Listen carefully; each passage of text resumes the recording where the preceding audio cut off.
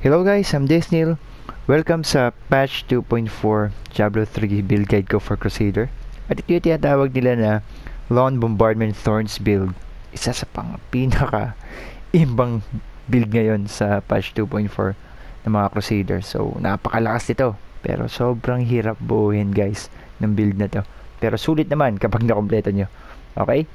So, umpisa na agad natin to dahil medyo marami-rami ako kailangan i-discuss sa inyo. Pero may mga pro tips ako sa inyo at the end of the video. Okay? So, nakikita nyo nga pala. Yes, may pennant ako. At mayroon tayong makukuhang reward na pennant kapag na-master natin yung itong all set dungeons ng mga Crusader. Okay? So, yun yung pennant na yan, yung nakatusok na banner sa likod ko. And also, Mercy Wings, libre yan ngayong patch 2.4. All you just need to do is to link your Send account papunta sa Battle.net. Okay? So, umpisa na agad natin to. Unang-una, di-discuss ko agad, ano ba yung LON or loan na sinasabi nila? So, for your information, that will be Legacy of Nightmares.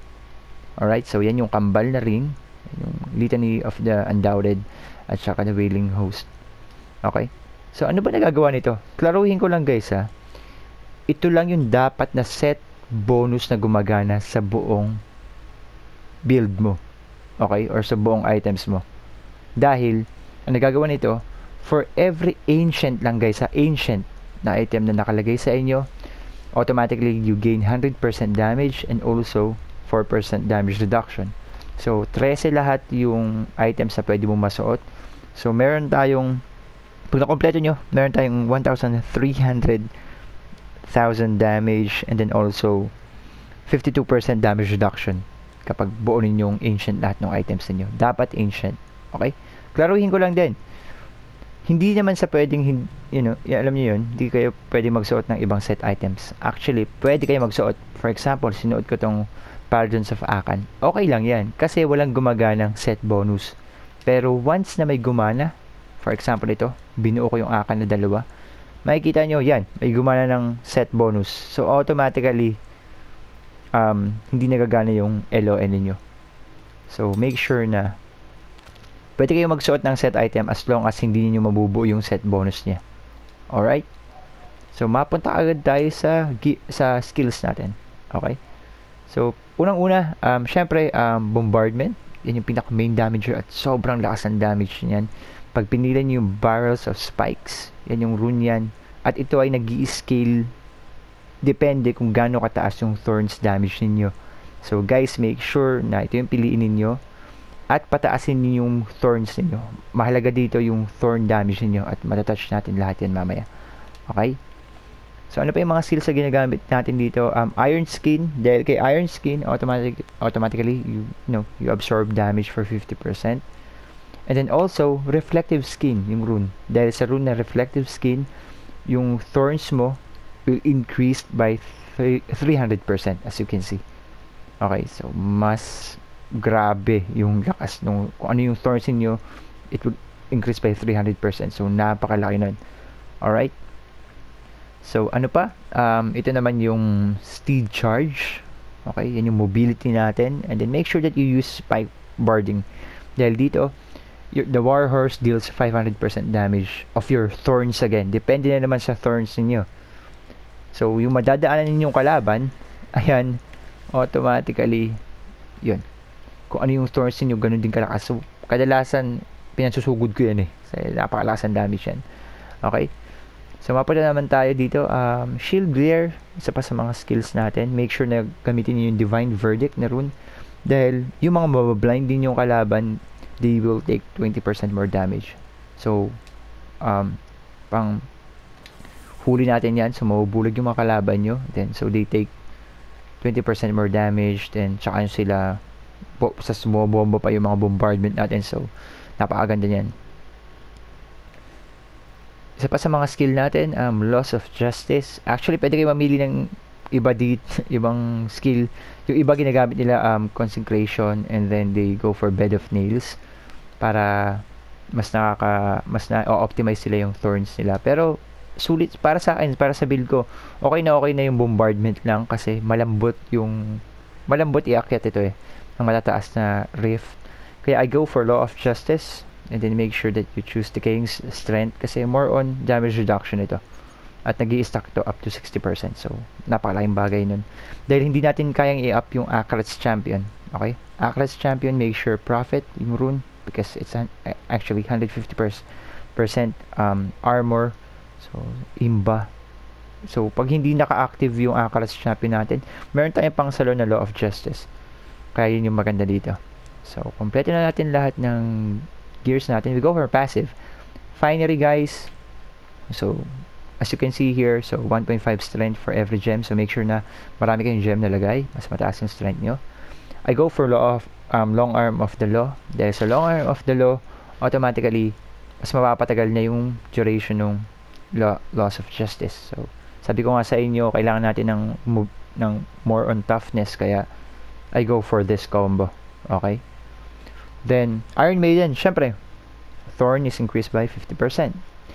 Lord Commander naman, dahil yung cooldown nung Steed Charge niyo will be reduced by 25%, at yung bombardment nyo by 35%. It will be reduced. So, guys, sobrang tagal ng bombardment. 1 minuto yan.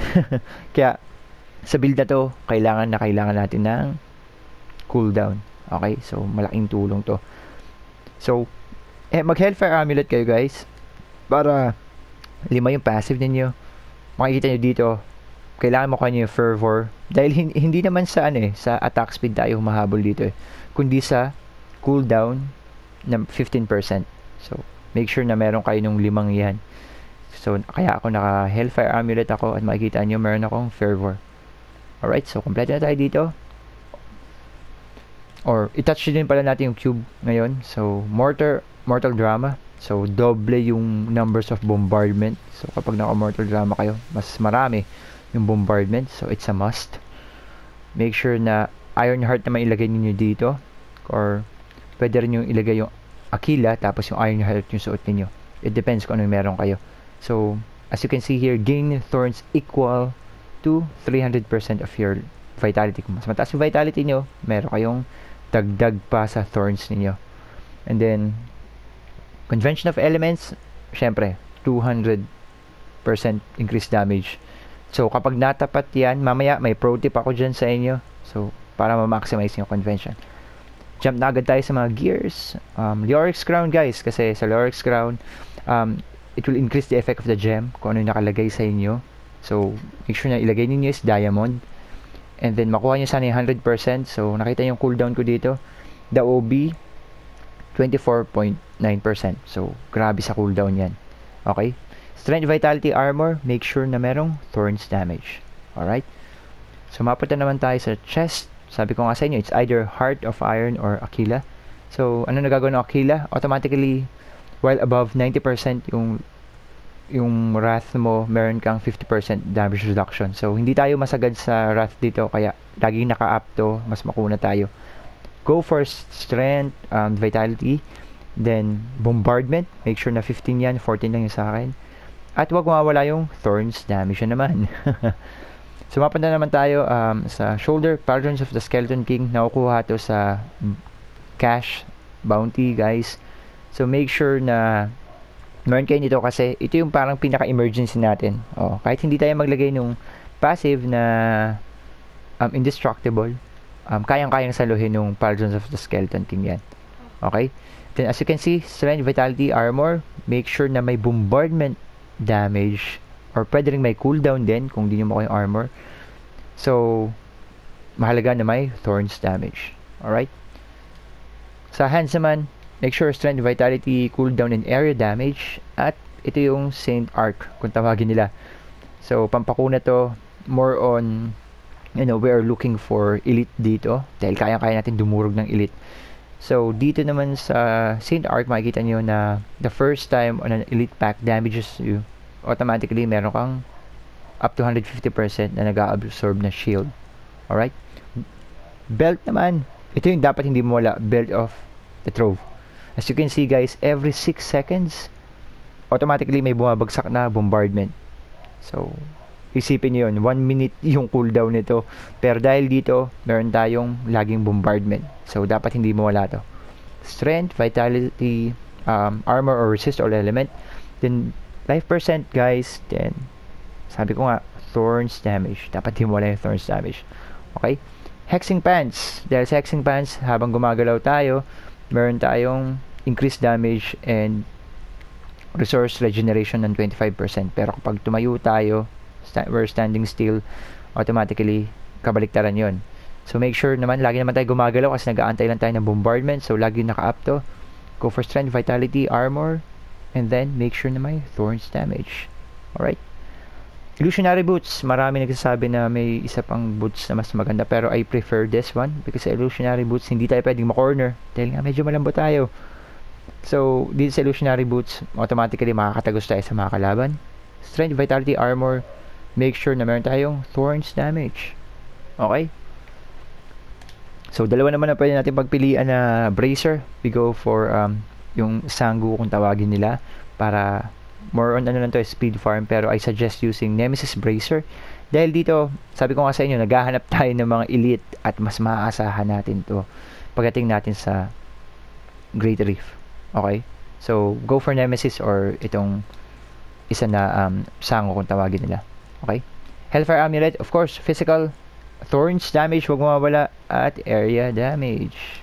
Okay, so sa Nemesis, make sure na meron kayong physical, strength, vitality, resist all, and then thorns.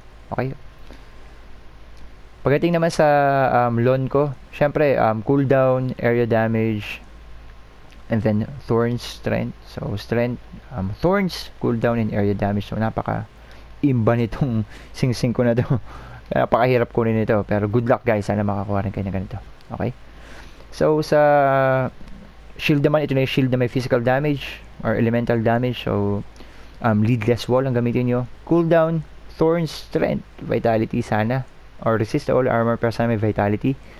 Go for the sword naman, Doombringer, dahil ito lang yung sword na may elemental na naman. So physical again, physical, then strength, cooldown, area damage. Alright, so dito naman yung swift mount nga pala, magagamit yung pag speed farm para hindi na uubos yung ano natin, yung cooldown nung kabayo natin. So ang golden cooldown guys is 61 or 62 ang perfect. Bakit? Ito yung pro tip ko nga pala sa inyo. So nakita nyo sa Convention of Elements, nagbabago-bago yan. So yung bato-bato na yan ang kailangan natin. Okay, doon natin ikakast yung bombardment.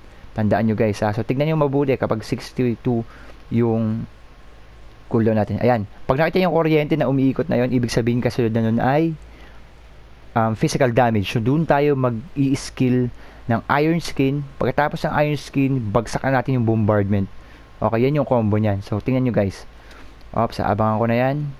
Malapit na. Iron Skin bombardment. Yan. So saktong-sakto guys ang cooldown yan. 200% damage yan. Saktong-sakto cooldown yan. Isipin nyo. Ito na naman, oh. Antayin natin. So antayin natin. Malapit na mag-cooldown yung bombardment ko. Kuryente na. Ito na uli.